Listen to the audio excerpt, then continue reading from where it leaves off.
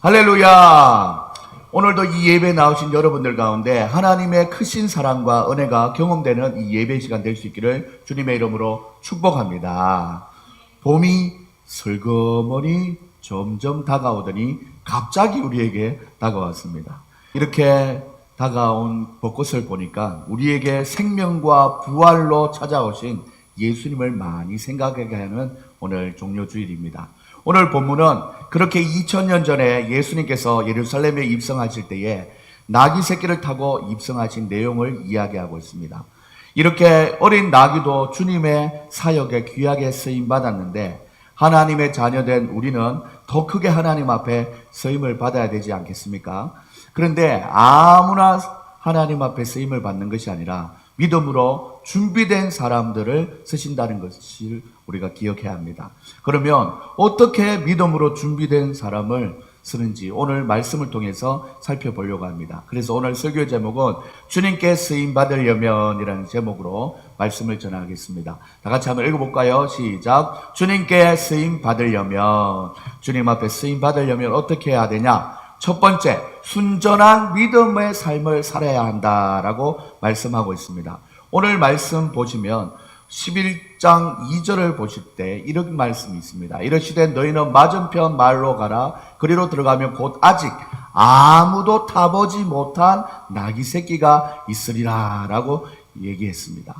여기서 보면은 예수님께서 메시아로 만왕의 왕으로서 온 인류를 구원하기 위해서 이 땅에 오시는데 하나님 앞에서 당당히 이렇게 나아갈 때에 볼품없는 아무도 타보지 않은 나귀 새끼를 끌고 오라 얘기했다라는 것은 참 의아해한 부분입니다. 보통 전쟁에서 승리한 장군이 들어오면 나팔도 불고 많은 사람들이 환호성을 하는데 예수님은 나귀 새끼를 타고 온다니 참 안타까운 일이죠. 어떻게 보면 김일성 같은 사람도 백마를 타고 백두혈통을 자랑하는 그런 모습을 볼 수 있는데 우리 예수님은 이 세상을 만드신 천지의 창조주 그리고 또한 만왕의 왕이 되시는데 어린 나귀를 탔다. 좀 믿겨지지 않는 부분이죠. 그런데 여기서 나귀 새끼를 탈 때 아무도 타보지 않은 나귀 새끼라고 얘기했습니다. 이 나귀 새끼는 무엇을 의미하겠습니까? 주님이 택하시고 주님이 사용하시는 일꾼은 늘 주님 앞에서 순수하고 때묻지 않고 보시기에 아름다운 모습으로 준비되어 있으면 언제든지 주께서 쓰신다라는 것입니다.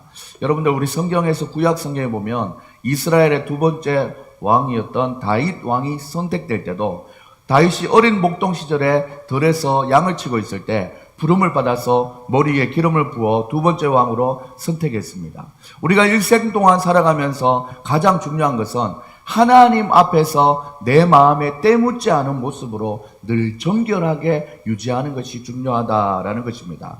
여기서 우리에게 적용한다면 우리는 어떠합니까? 처음에는 우리가 은혜 받고 예수님 믿고 새 사람 되었을 때 눈물 콧물 다 쏟아가면서 내 일생 나가도록 주님 잘 섬기겠다고 말했는데 여러분들 세상을 실제로 살아보니 어떠합니까?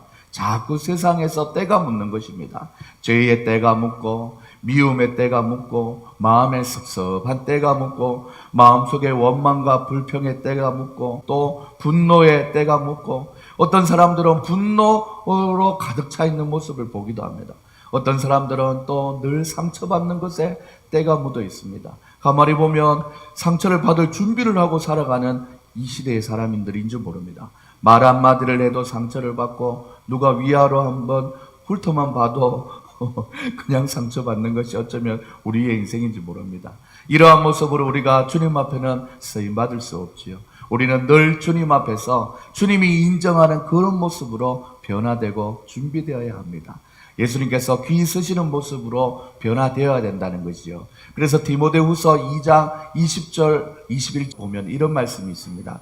큰 집에는 금그릇과 은그릇뿐만 아니라 나무그릇과 질그릇도 있어 귀하게 쓰이는 것도 있고 천하게 쓰이는 것도 있나니 그러므로 누구든지 이런 것에서 자기를 깨끗하게 하면 귀히 쓰는 그릇이 되어 거룩하고 주인의 쓰임에 합당하며 모든 선한 일에 준비함이 되리라 라고 얘기했습니다.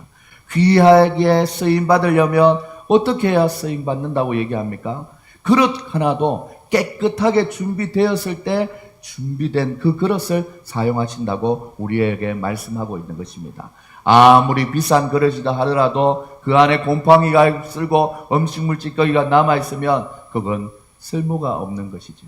하지만 볼품 없는 그릇이라 할지라도 깨끗하게 비어있고 닦여져 있으면 음식을 담아서 귀하게 쓰임 받는 것처럼 우리도 내가 비록 많이 배우지 못하고 많이 가지지 못하고 많은 사람들이 바라볼 때 내가 완벽하지 않고 최고의 모습은 아닐지라도 최선을 다해서 하나님 앞에 정결함으로 준비되어 있다면 주님께서 우리를 사용하신다는 것을 꼭 기억할 수 있기를 소망합니다. 그래서 우리의 영적인 상태를 깨끗하게 해주는 하나님과 우리의 관계가 너무 중요하다라는 것입니다. 사람들이 날 뭐라고 하는 것은 전혀 중요하지 않습니다.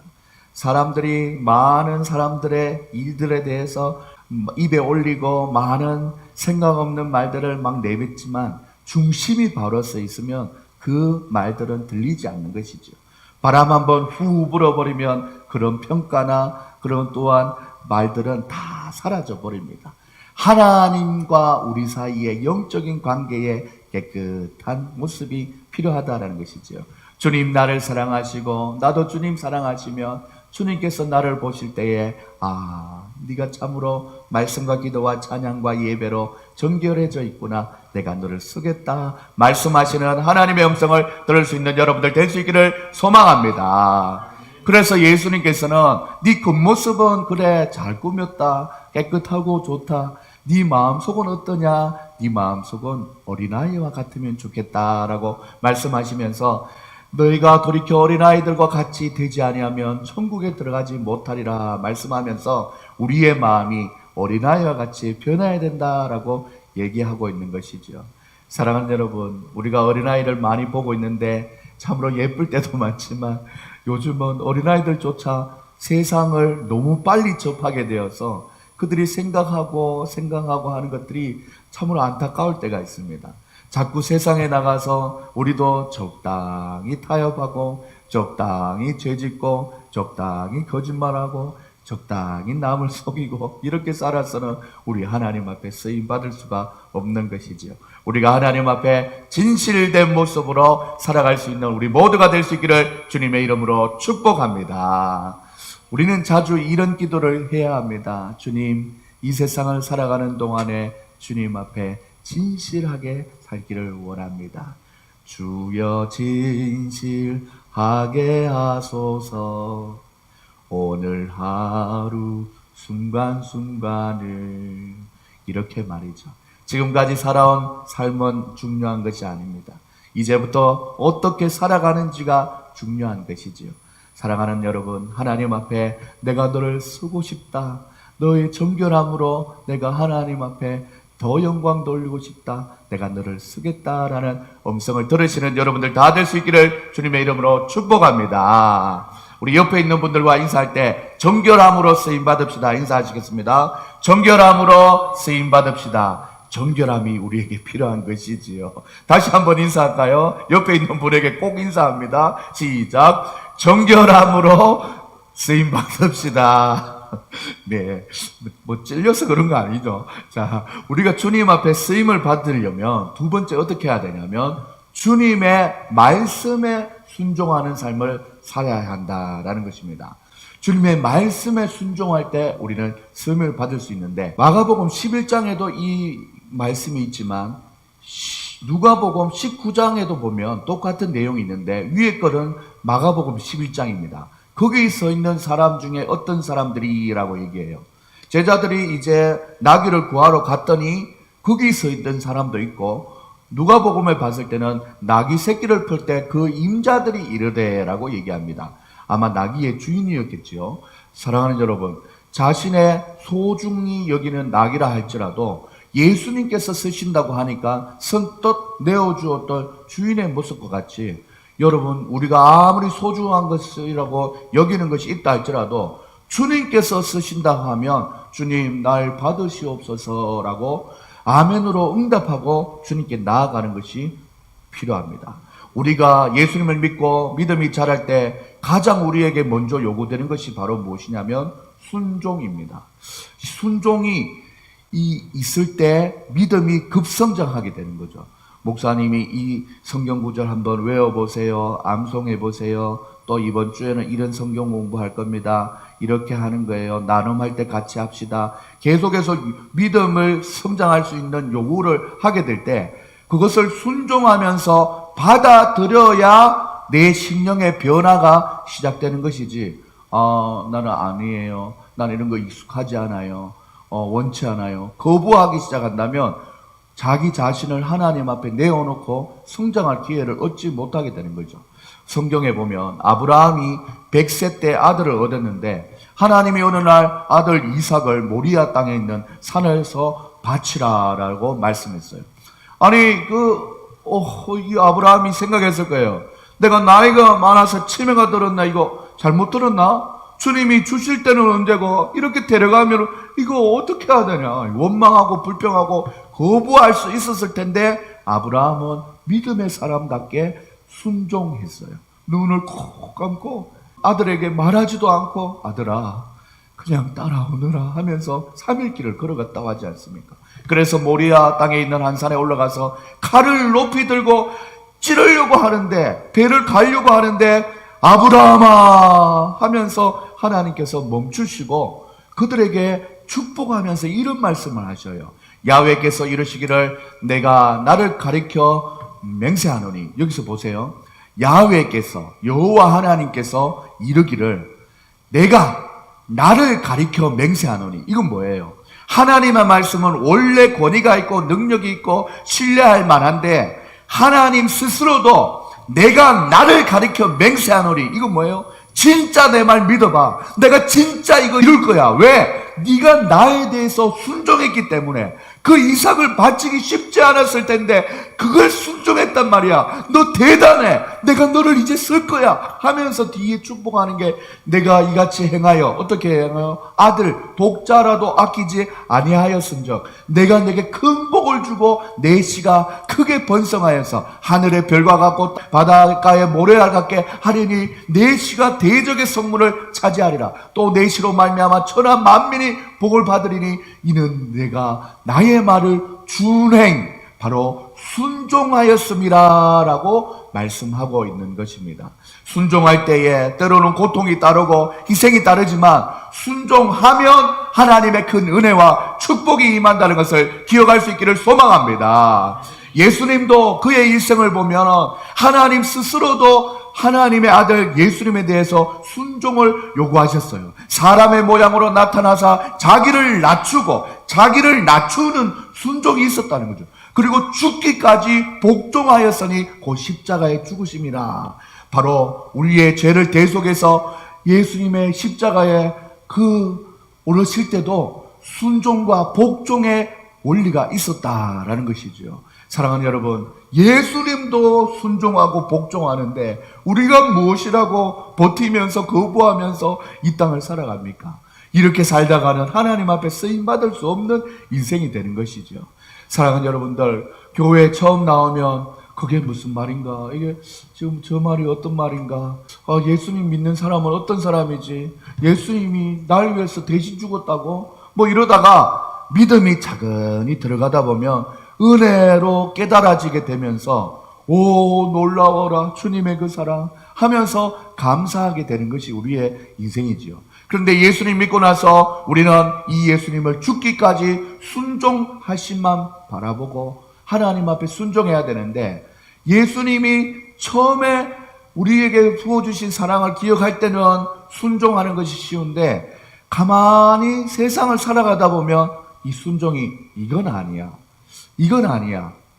목사님도 사실 좀 너무 심했어. 이거 아니야 하면서 자꾸 잣대를 긋다 보니까 순종에 가기 싫은 마음이 생기는 거예요. 목사들도 그렇습니다. 내가 하나님의 말씀을 받아서 한다고 하는데 성도들이 이만큼 안 따라오면 나는 뭐 어떡하란 말이야, 이런 마음으로 때로는 목회자도 불순종하고 싶은 마음이 틈틈이 일어나는 것이 사실입니다. 이럴 때는 서로를 위해서 충분히 기도해 주면서 따뜻하게 조언을 통해서 목사님 이런 부분은 조금 생각해 봤으면 좋겠어요 하면 목사도 정말 믿음으로 성장해 있는 목사라면 아 그렇습니까? 제가 인정합니다. 받아들입니다. 이렇게 되는 거예요. 사실이죠. 성도님들에게도 설교를 통해서 아니면 개인적인 신방이나 기도로 성도님 이거 조금 걱정됩니다. 다시 한번 생각해 봐 주세요 할 때 자기 생각은 처음에는 아닐지라도 그래 주님의 큰 뜻이 있었고 또 목사님이 그런 속사정이 있었구나 여러 가지 상황이 있었구나 좀 이해하면서 가보자 이런 마음이 서로 생기면서 서로 사랑하는 가운데 하나님께 대한 순종함이 서로 이루어지는 거죠. 사랑하는 여러분, 우리 동탄 영광교회가 그런 우리 믿음의 성도님들끼리 이렇게 서로 이해하고 사랑하면서 지낼 때 하나님께 순종하게 된다는 사실을 기억하면서 하나님 앞에 나아갈 수 있는 우리 모두가 될 수 있기를 소망합니다. 다시 한번 기억하십시다. 우리가 그냥 하나님 앞에 순종하고 말고의 문제가 아니에요. 우리가 믿는 예수님이 하나님께 순종했다라고 얘기해요. 그런데 여러분들 히브리서 5장 8절 9절 말씀에 보면 이런 말씀이 있습니다.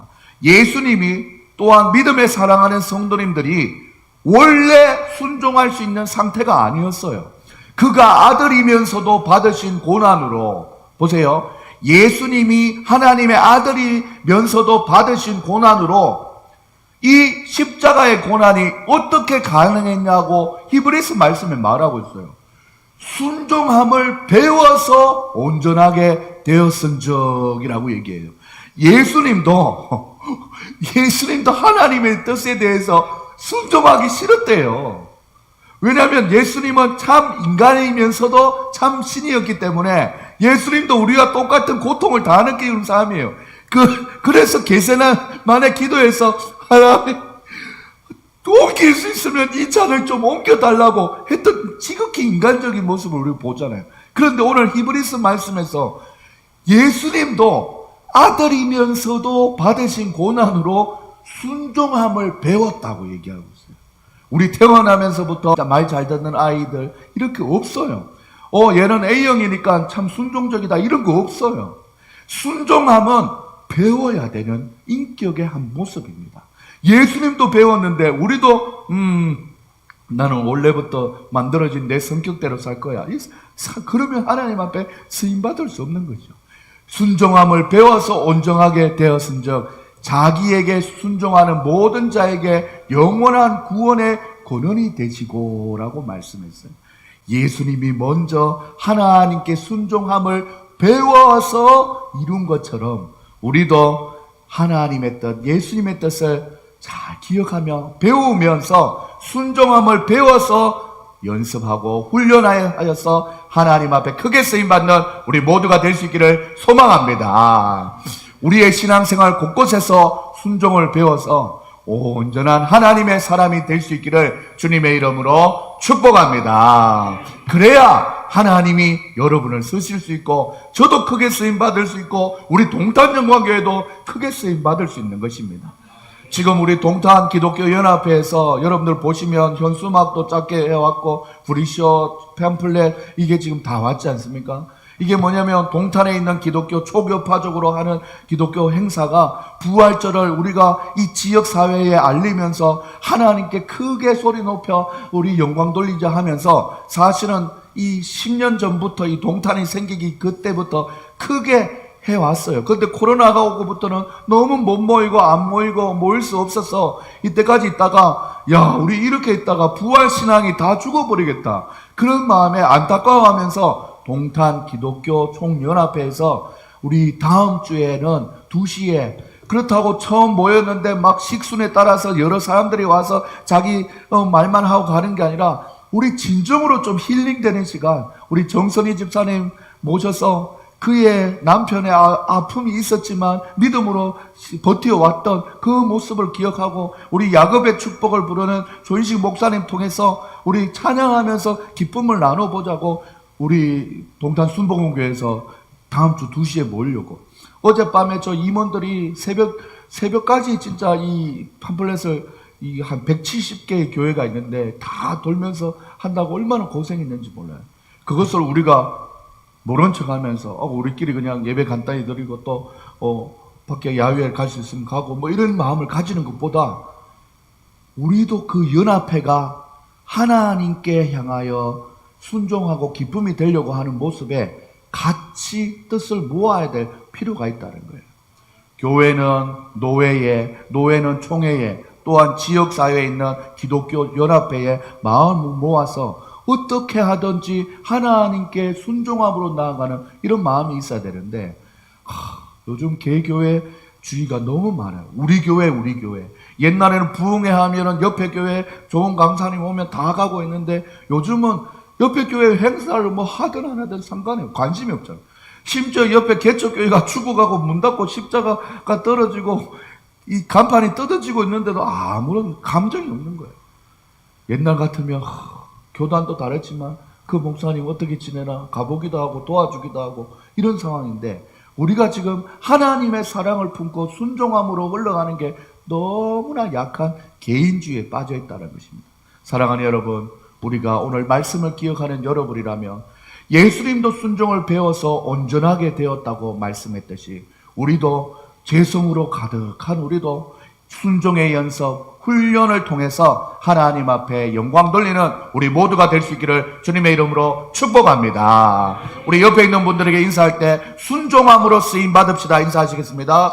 순종함으로 쓰임 받읍시다. 순종하며 쓰임 받으며 하나님 앞에 나갈 때 마지막 세 번째, 주님께 쓰임 받으려면 하나님 앞에 겸손한 삶을 살아야 한다라는 것입니다. 오늘 마태복음 21장 5절 말씀에 보면 시온의 딸에게 이르기를 내 왕이 내게 임하리니 그는 겸손하여 곧 낙이 곧 멍에 매는 짐승의 새끼들을 탔도다라고 말씀하고 있습니다. 당시 왕이나 장군들이 승리를 하고 돌아올 때 말을 타고 나팔 소리와 당당하게 돌아오는데 예수님은 왜 이 조그만 나귀를 타고 뒤뚱 하면서 이 예루살렘에 돌아오신 것입니까? 이 모습은 바로 겸손의 모습을 친히 보여주시려고 얘기하는 거예요. 주님의 그 섬김의 모습을 보여줌으로 말미암아 너희들도 왕이 되었다고 군림하고 정치의 권력이 바뀌었다고 정당이 바뀌었다고 이제 뭐 싹 쓸어버릴 거야 아니면 그들에게 보복할 거야 이런 마음이 아니라 온유하고 겸손한 마음으로 하나님께서는 만왕의 왕이시면서도 겸손에 잃어버리지 않는 모습을 우리에게 보여주셨다라고 말씀하고 있습니다. 그래서 오늘 말씀에 보면 이런 말씀이 있죠. 예수님께서 나는 온유하고 그리고 겸손하니 내게서 배워라 라고 말씀하고 있는 것입니다. 사랑하는 여러분, 예수님보다 6개월 앞서서 예수님의 길을 예비했던 세례 요한도 어떻게 했습니까? 겸손했습니다. 많은 사람들에게 세례를 주고 그들에게 회개하라는 말씀을 전했는데 예수님이 나타나니까 모든 사람들이 예수님에게 다 가는 거예요. 심지어 제자들도 다 가버립니다. 자기 제자들, 세례 요한의 제자들까지도 다 가는 거예요. 그래서 어떤 사람이 물었습니다. 실제로 성경에서 물었어요. 선생님에게 왔던 사람들이 이제 다 예수님께로 가고 선생님의 제자조차 예수님께로 갔습니다. 이럴 때 세례 요한이 했던 말이 있죠. 그는 흥하여야겠고 나는 쇠하여야 하리라. 이렇게 말했습니다. 여러분의 삶 가운데 예수님은 점점 더 높임을 받으시고 우리는 점점 더 낮아져서 그 기쁨으로 하나님 앞에 감사함으로 섬기게 되는 여러분들 다 될 수 있기를 주님의 이름으로 부탁드립니다. 여러분 오늘날 그 세례요한과 같이 그러한 모습으로 우리 주님을 섬기기를 바랍니다. 내 삶 속에서 주님만이 존귀하게 높임받으면 된다. 나는 비록 덜 가지고 덜 먹고 덜 누리지만 하나님이 영광 받으시면 된다라는 생각을 하게 되는 거죠. 저는 이 교회를 보면서 사람들이 깜짝 놀라요. 개척교회가 드럼도 2대고 그리고 또 시설이 봤을 때 이거는 한 120평쯤 되는 교회에 있는 시설 같은 또 악기도 다 겸비하고 있는 걸 보면서 야, 이 목사님 돈이 많은가 보다 이 생각하는데 돈이 없어요. 저는 저 생각하기에 내가 덜 은행에 잔고가 없어도, 통장에 잔고가 없어도 주님 앞에 심벌도 옛날 거 여러분들 당근에 팔려고 하는 거는 막 시커멓게 다 변색된 거예요. 하지만 주님 앞에 반짝반짝거리는 거, 저 심벌 해주고 싶다. 그래도 악기 중에 최고 야마 해주고 싶다. 다 좋은 거 해주고 싶어서 우리 조성준 성도님의 베이스 기타 F가 조금 어디서 얻어온 거라서 내 마음이 늘 그래서 머릿속에 자꾸 마샬만 왔다 갔다 하는 거예요. 이게 뭡니까? 하나님 앞에 연주할 때 좀 최고의 것들로 하자. 이런 마음이 가득한 거예요. 사랑하는 여러분, 앤드류 머레이라는 외국에 있는 아주 유명한 목사님이 이 얘기를 했어요. 그대에게 교만이 죽지 않으면 하늘의 것이 그대 속에 살 수 없다라고 얘기하면서 계속해서 교만은 사망이요 지옥이며 겸손은 생명이요 천국이다. 그렇다면 진정한 겸손은 어디에서 나오는 것이겠습니까? 세상의 모든 것을 지배하시는 이는 하나님이심을 확실히 아는 지식. 우리들 자신은 아무것도 아니요 아무것도 할 수 없는 것을 깊이 아는 지식. 우리 자신을 완전히 버리고 하나님을 의지해야 한다는 것을 확실히 아는 그 지식이 바로, 그 지식에서 바로 겸손이 생긴다. 여러분들, 요 앤드류 묘레이의 이 상당한 철학가요 또 목회자인데, 여기서 말하는 이게 생각을 할 때 우리 지난주까지 들었던 심령이 가난한 자, 애통한 자, 온유한 자, 의에 줄이고 목마른 자의 내용 아닙니까?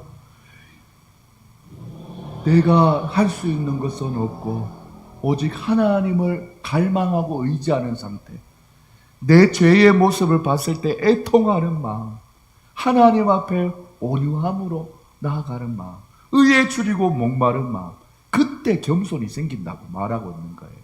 사랑하는 여러분, 이렇게 신앙은 다 말씀을 기반으로 하나님의 종들이 또 귀한 말씀을 잘 풀어놨지 않습니까? 우리가 예수님께서 우리에게 겸손의 삶을 스스로 보여주면서 우리에게 알려주셨습니다. 그래서 나는 마음이 온유하고 겸손하니 나의 멍에를 메고 내게 배우라. 그리하면 너의 마음이 쉼을 얻으리니 이는 내 멍에는 쉽고 내 짐은 가벼우리라 하십니다. 여러분들, 우리가 세상을 살면서 행복하게 살고 싶잖아요. 기쁘게 살고 싶잖아요. 그러면 겸손한 마음으로 살면 마음이 쉼을 얻게 된다고 얘기해요. 우리가 온갖 스트레스가 많습니다. 더 가지려고 하고 내 주장대로 하려고 하고 그럴 때일수록 더 스트레스 받는 거예요. 우리 하나님은 겸손하면 마음에 쉼이 온다라고 말씀하고 있습니다. 이 말씀을 기억하면서 우리 하나님의 그 겸손을 배워갈 수 있는 우리 모두가 될 수 있기를 소망합니다. 예수님께서는 시작부터 그랬지만 마지막 제자들과의 만찬 자리에서도 겸손을 실제로 보여주셨어요. 제자들의 발을 씻는 것이었죠. 당시 종들과 하인들이 하는 일들을 예수님이 하셨어요. 예수님은 제자들이 아직까지도 예수님의 십자가의 고난을 이해하지 못하고 예수님이 왕이 되면 나는 장관 자리 하나 차지해야지, 영상에서 봤지 않습니까? 예수님은 지금 호산나 호산나 나귀 타고 입성하는데 제자들은 자기들끼리 수근수근거리고 있는 거예요. 이게 예수님의 공생의 3년을 따라다니면서도 계속 마지막 성만찬 자리에서도 네가 높냐 내가 높냐 누가 차지할 것이냐 이 생각만 했다는 거예요. 우리가 예수님을 믿는다고 하면서 그런 제자들과 같이 하나님 앞에 쓰임받을 수 없는 모습으로 이 땅을 살아가고 있지는 않습니까? 예수님께서 제자들의 발을 씻어주면서 하셨던 말씀이 이 말씀이에요. 내가 주와 또 선생이 되어 너희 발을 씻었으니 너희도 서로 발을 씻어주는 것이 옳으니라. 내가 너희에게 행한 것 같이 너희도 행하게 하려 하는 본을 보였노라. 하나님에게 순종함을 배워서 했던 것처럼 제자들에게도 똑같이 종들이 하는 일을 내가 하고 있잖아. 이 모습을 보면서 너희들도 이제 내가 십자가에 달려 죽으며 그 이후에 너희들이 세상을 향하여 이런 모습으로 살아야 된다라고 본을 보여주신 것입니다.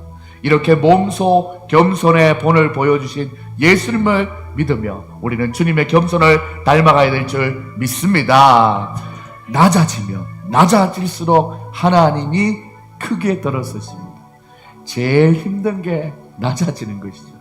나는 아무것도 아닙니다. 예수님이 우리의 모든 것 되십니다. 입으로는 고백하기 쉬운데 조금만 우리에게 흠집 내거나 우리 가족을 건드리고 우리 식구들을 건드리고 또 욕하면은 뭐라고요? 두 눈을 부릅뜨고 달라드는 게 우리의 마음입니다. 애초에 그런 일이 일어나지 않는 것도 겸손한 마음이 충만하게 살아가면은 그런 일조차도 일어나지 않는 거예요. 온전히 낮아지심으로써 하나님께 쓰임받는 우리 영광교회 모든 성도님이 되시기를 주님의 이름으로 축복합니다. 옆에 분들과 인사할 때 겸손함으로 쓰임받읍시다. 인사하시겠습니다. 겸손함으로 쓰임받읍시다. 다른 분들에게도 또 한번 인사합시다.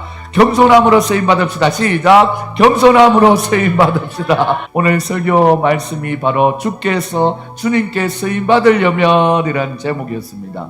주님께 쓰임받으려면 첫 번째, 아무것도 타지 않는 낙이 순전한 믿음의 삶을 살아야 합니다. 주님께 쓰임받으려면 두 번째, 예수님의 말씀에 순종하여서 주가 쓰시겠다 하면 그냥 쓰셔요 라고 말할 수 있는 말씀에 순종하는 삶이 필요했습니다. 주님께서 쓰임받으려면 그 마음속에는 겸손한 삶이 깔려 있어야 되는 것이죠.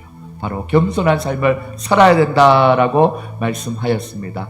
오늘 이제 이 봄 기운이 너무 강하게 우리를 휘감고 있습니다. 움츠렸던 모든 것이 녹고 이제는 봄에 꽃이 피는 이 봄이 왔습니다. 본격적으로 2022년에 믿음 생활을 더 힘차게 도전적으로 할 필요가 있습니다. 그래서 우리가 다음 주 우리가 새벽 기도로 고른 한 주간을 보내지 못해도 저희 아내와 생각하기로는 우리가 수요 기도회를 그렇게 하고 있는데 이 고난 주간만은 우리가 월요일부터 토요일까지 하나님 앞에 기도하면서 나가면 어떨까라는 생각을 해봤습니다. 하나님 앞에 내가 겸손했는지 예수님의 고난을 생각하면서 이 저녁 시간마다 와서 특별한 말씀은 없지만 그날에 해당되는 영상을 보고 기도하며 나갈 때 여러분들이 바로 더욱더 겸손해지고 하나님께 쓰임받는 귀한 그릇으로 준비될 수 있기를 소망합니다. 오늘 들은 말씀처럼 순전한 믿음으로 하나님께 쓰임받고 주님의 말씀에 순종하며 쓰임받고 겸손함으로 하나님께 쓰임받는 저와 여러분들 되시기를 주님의 이름으로 간절히 소원하며 함께 그러한 삶을 살아가기를 주님의 이름으로 축복합니다. 축원합니다.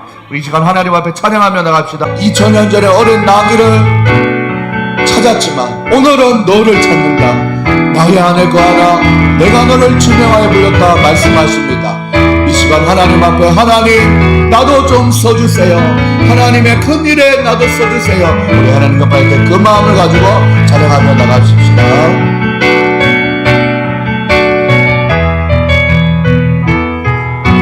안에 거하라. 나의 안에 거하라. 나는 내 하나님이 모든 환난 가운데 너를 지키는 자라. 두려워하지 말라. 내가 널 도와주리니 놀라지 말라. 내 손 잡아주리라. 내가 너를 제명하여 불렀다. 이 너는 내 것이라. 내 것이라. 너의 하나님이라. 내가 너를 너대로 꼭 존귀하게 여기노라. 너를 사랑하는 내 여호와. 내가 너를 지명하여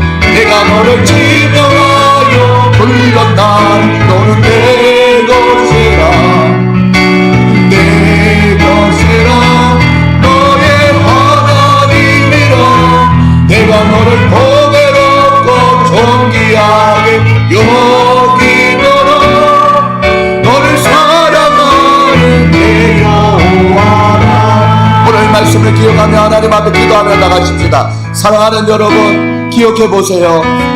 하나님이 2000년 전에 예수님을 이 땅에 보내실 때 예수님 자체가 겸손의 왕으로 이 땅에 오셨어요. 그리고 예루살렘 입성하실 때에 겸손한 모습으로 나귀를 찾으셨습니다.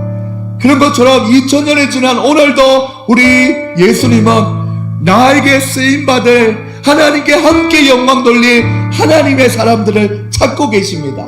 그때 여러분들이 발견되어지는데 하나님 앞에 순종함으로, 온유함으로, 또한 겸손함으로, 하나님 앞에 또한 정결함으로 준비만 되어 있으면 여러분을 쓰십니다. 사업가로 쓰시고, 그리고 또한 물질의 권세도 부어주시고, 앞길을 열어주시는 은혜로서 여러분을 쓰시고, 교회를 세워가는 공동체의 주역으로, 일꾼으로도 쓰시고, 오늘 이 찬양단으로도 쓰시게 하신 하나님이 여러분을 보고 기뻐하십니다. 하나님 아버지, 이번 고난주간을 보내면서 나는 더 하나님 앞에 정결한지, 하나님 앞에 순종함을 많이 가지고 있는지, 또한 겸손한 마음으로 신앙생활을 했는지, 하나님 아버지 나 자신을 돌아보며 하나님 앞에 쓰임받을 준비가 되는 우리 모두가 될 수 있도록 인도하여 달라고, 말씀을 기억하면서 우리 하나님 앞에 하나님 나를 지켜보아야 달라고, 하나님이여 예수님을 닮아가서 예수님께 쓰임받는 우리의 인생 되게 해달라고 우리 주님 앞에 주여 한번 해주고 기도드리겠습니다. 주여, 사랑의 하나님 아버지, 오늘 예수님께서도 겸손을 배우시고 순종을 배워서 십자가에 오르심을 밟습니다. 하나님이여, 순종할 수 없는 인생이 예수님의 사랑과 은혜로 아버지 하나님 변화되고 아버지의 믿음이 성숙하여서 성장하여서 하나님을 따르게 되는 줄 믿사오니 오늘 내가 바로 그러한 삶을 살기 원합니다. 어린 나귀 새끼도 쓰임을 받았는데 나도 하나님 앞에 쓰임받는 아버지의 주님의 자녀가 되길 원하오니 하나님이여, 오늘 이 시간 내 마음을 정결케 하여 주시고 내 마음을 순종함이 아버지 하나님 따르는 마음이 되게 하시고 내 마음이 겸손한 마음이 될 수 있도록 도와주시옵소서. 다가오는 한 주 아버지 하나님 저녁마다 하나님 앞에 엎드려 기도할 때 아버지 하나님께서 쓰시기에 합당한 그릇으로 변화되어서 예수의 정결함이 충만하게 넘쳐게 하게 하시옵소서. 하나님 아버지 하나님, 여호와께 성결, 여호와께 성결, 여호와께 정결, 여호와께 진실, 하나님 아버지 하나님 그러한 삶을 살아가기에 부족함이 없는 우리의 삶을 살아갈 수 있도록 인도 보역사하여 주시옵소서. 세상에 물들어서 세상에 때로 가득한 하나님의 영혼이 되지 말게 하시고 하나님만 바라보는, 하나님만 의지하는 정결한 믿음의 사람 될 수 있도록 하나님께서 오늘 이 시간 우리의 마음을 만들어 주시옵소서. 하나님이여, 부족하고 연약한 우리의 인생일지라도 하나님께만 영광 돌리며 나가는 아버지 하나님 우리의 삶이 될 수 있도록 길이길이 축복하여 주시옵소서. 아버지 하나님, 쓰임 받으려는 목적으로 우리를 관리하는 것이 아니라 하나님의 영으로 가득했더니 쓰임 받았고 쓰임 받는 사람의 특징을 봤더니 그 특징이 나에게 고스란히 있더라 고백하고 자랑할 수 있는 아버지 하나님 믿음의 간정자들이 다 될 수 있도록 하나님이여 함께하여 주시옵소서.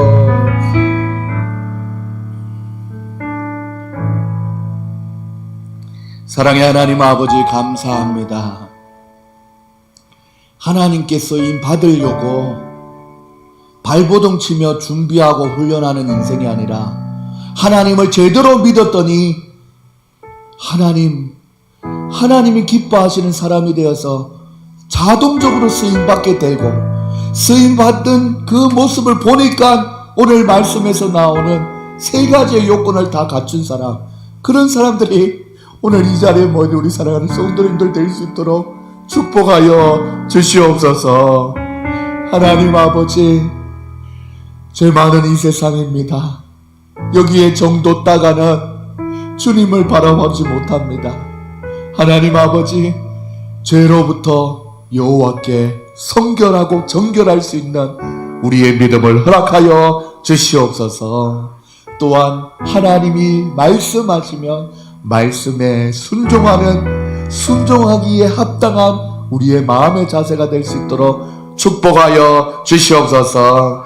무엇보다 그런 사람은 겸손한 사람이래요. 그리고 그 겸손은 내가 뭔가 어떻게 해보려는 마음이 아니라 하나님이 다 하십니다. 하나님이 왕이십니다. 하나님이 이루어 가시옵소서. 주님 말씀하시면 순종하겠습니다 하는 이런 겸손한 모습이었습니다.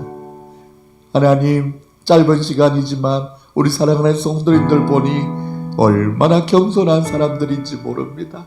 하나님께서 그의 가정과 자녀와 사업과 직장에 축복하여 주셔서 물질 때문에 괴로워하는 인생 한 사람도 없도록 주님께서 축복하여 주시옵소서. 그래서 하나님이여, 물질에 흔들리는 마음이 아니라 하나님께 겸손한 믿음을 가지고 살아가는 우리 성도님들 다 될 수 있도록 축복하여 주시옵소서. 그리하여서 하나님께 쓰임받아 하나님의 기쁨이 되는 우리 성도님들 다 되게 하시고, 우리 교회가 되게 하시고, 우리 동탄 기독교 연합회가 되게 하시고, 우리 한국교회가 또한 기독교가 하나님의 영광을 나타낼 수 있도록 하나님께서 이 부활절 절기 가운데 더 크게 영광 돌릴 수 있는 우리 하나님을 믿는 사람들 모두가 될 수 있도록 축복하여 주시옵소서. 주님께서 다음 주 저녁마다 우리를 만져주시고 만나주시고 우리 기도 가운데 성령의 임재로 함께하여 주실 것을 기대하고 믿으며 살아계신 예수님의 이름으로 기도합니다. 아멘. 지금은 우리 주 예수 그리스도의 은혜와 하나님의 사랑과 성령의 교통하심이 오늘 말씀을 듣고 예수님의 겸손과 사랑을 닮아가서 주님께 쓰임받을 우리 사랑하는 성도님들의 머리 위에 지금으로부터 영원까지 항상 함께 있을지어다. 아멘.